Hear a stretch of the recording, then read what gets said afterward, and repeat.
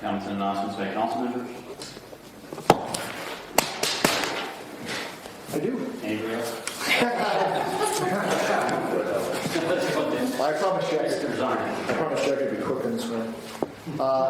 This is something over the holiday break, talking with some local folks that came up with some thoughts that I just want to share with you regarding elected officials. Elected represent government and represent democracy. When we signed up for this and got ourselves elected, we agreed to be knowledgeable and engaged in all aspects of the city of Cedarburg: budget, services, benefits, cost. We're required to be dispassionate. We're required to address the needs of all the residents. We're required to consider all the needs of the city and consider the needs and future needs of the city. Now, we've got emails, we've got a letter. I think you guys all got a copy of the one I got today, so it's, this is currently with mine. The no vote group, this is got a visual, is not listening to the needs of the residents of the city. They're not listening to the needs of downtown businesses, the bars, the restaurants, the shops, and the salons. The no vote group is not listening to the needs of the school district. They're not considering the budget for the pool, the parks, the police department, the rec department, or the library. The no vote group is not concerned about the dwindling volunteers for the city fire department or the budget impact of such. The no vote group is not concerned about tree trimming, trash removal, road repairs, brush pickup, or flower baskets on the main drag. The no vote group is not concerned about the rising costs of city personnel or their benefits. The no vote group is fractured. This is not one group we're speaking of. This group has different opinions, different agendas, different hopes, and different goals.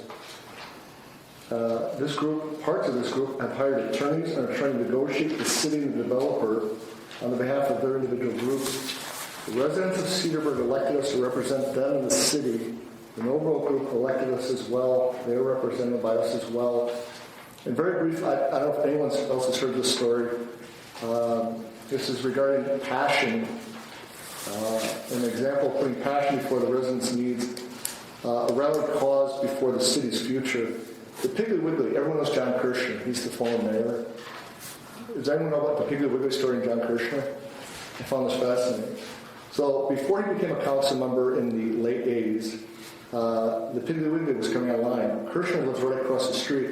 He was opposed to the Piggly Wiggly project because it was across from his home. He and others brought in legal counsel to stop the Piggly Wiggly. The legal counsel was Kay Herring. They got a petition to force a supermajority, which is similar to what the folks at SFB have done. The project was delayed, but ultimately approved. Now, Kirshner still lives across the street. What started as an emotional response to change his neighborhood, Kirshner quickly came to understand that it's a convenience for him. He loved having that across the street. So the passion to stop something suddenly becomes something that he finds advantageous, and within a year, found it out.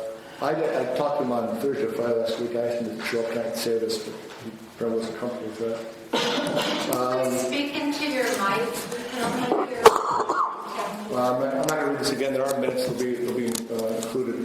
I'm saying it's the council's duty to do what's in the best interest of the city. That's my last line. Thank you. Just something to consider on the agenda. That's where I got this idea. When there's other municipalities that require a majority vote for anything the first time it's in front of the town council. And the reason behind it is, and then it comes back a second time, then it would be just a plain majority.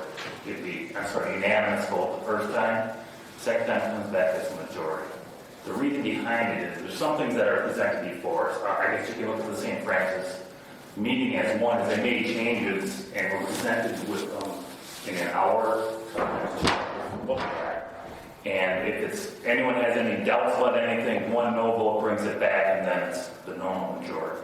I guess just thoughts about that process, or if that's the downside is it can delay things. Maybe kind of explain that correctly. Something's brought before the common council the first time. It needs a unanimous vote to pass. One no vote, and then it would come back a second time, and then the normal majority pass. So like an Agilix vote, you just took the payroll and Dick votes against it. Yes. You want to delay that 2 weeks to bring it back? that's what would happen here. The idea is that if it's something before you have, if it's new information at a meeting, it's the first time you see it. Gives you 2 weeks, sometimes 3 weeks to review it. I'm just getting feelers for it. I know they did it, and he said it. There's times that it was advantageous to him. It was West Bend, the municipality that does it that way. So just something to consider. That's it. I have a couple of comments as well. First of all, Public Works and Sewerage Commission is meeting this Thursday, and the Public Works building was responsible for just over 8% tax increase this year. The average homeowner is paying about $12 a month for this new facility. And one of the selling points for the new facility was significantly increased drop-off times for all the lawn waste instead of just the 1 day a week. And I feel pretty strongly that residents who use the drop-off facility should not be charged an additional annual fee for the access card. I'm okay with a card, and maybe it's $25 and it's refundable or something if you turn it back in.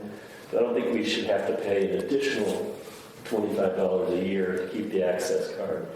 I would just urge the commission on this Thursday, who's on it? Maybe. Not to charge our residents an additional annual fee in addition to the $144 the average person's already paying anyway. That's just my first comment. And then my second comment was regarding the liquor license change that we passed a few weeks or a month ago. I would ask that the clerk mail a copy of that to all license holders so they're aware of it. I just happen to be doing an informal opinion poll on that at downtown Cedarburg one night, and a license holder wasn't aware of it, just so they're aware of it. And then my last comment relates to the SFB issue, and I'm really concerned about some of the divisive rhetoric that I'm seeing, and I want to address it here in public. On page 77 of today's package, which has been online since Thursday, and I know the SFB opponents read all this stuff very carefully. It talks about city staff met with HSI and neighbors of SFB and their attorneys on Tuesday, January 3rd. And additionally, in these same minutes, we read that the neighbors of the property have hired an attorney and will be meeting with HSI next week to work on a plan that the neighbors could endorse. And to me, this all sounds pretty positive. The city, the developer, the opponents are all getting together to share information and communicate and listen to each other. But in a social media post from 4 days ago, this is after the meeting, one of the leaders of the opposition group states, as of Tuesday afternoon, HSI has not made any changes to their proposal. They claim the community is afraid of change. And as a result of their unresponsiveness, the SFB discussion has been removed from the agenda, and as it was previously removed from the 12-12 agenda. I think by saying as a result of their unresponsiveness, this individual is implying that the council has pulled the discussion from the agenda due to the developer's lack of response. My questions go out to these folks. Why does this individual omit that he was actually at the meeting with the developer? Why does he omit the fact that it was HSI, not the council, but HSI that pulled it out of the agenda so HSI could meet with them? Why does he omit the fact that all sides are actually trying to work together and have a reasonable discussion about this? A few hours ago, I printed the front page of the opposition group's online petition. And there's a couple of them. One has a 3-story building, which was originally presented to the Plan Commission in August and has been revoked. This has been revised by new drawings that everyone's seeing right up here on this screen, including the opposition group. Their page still has the 3-story building. This is a few hours ago. This is another social media page on their website that has a flyover. It says right on it, presented to the Plan Commission on August 8th. This has been withdrawn, and there are new plans that have been drawn up. I think that this rhetoric is dividing the city, and we should have a real debate on the merits of this project. But as a council, we have a responsibility to govern based on the real facts in the actual most recent proposal, not dated renderings and online hyperbole. An elderly woman walked into City Hall one level down here a couple of weeks ago and begged the city not allow SFB Church to be torn down. And I believe that it is from some of these social media posts that show a picture of the church. And it doesn't say in the words that got tear down, but I think it's intentionally confusing. In my opinion, she's a victim of this. And this is why I will insist that whatever final plan is presented by the developer be available for viewing in City Hall and the public library for 2 weeks prior to any vote. And I call on the opposition groups to do the same, to present the revised final plans prior to the vote, so we're all dealing with the same facts. We can have a healthy debate on the actual proposal instead of these internet rumors. Thank you. So is it possible to respond to that as one of the neighbors? There was exactly what. 2 opportunities for public comment. Now there's council comment. My number is in the up on the website. Call me, please. Okay. And Ryan's. Yeah, I saw that. I just wanted to just give her these last couple. There's a report, we have the proclamation for school choice. We can see her with that, and then we will be backing up to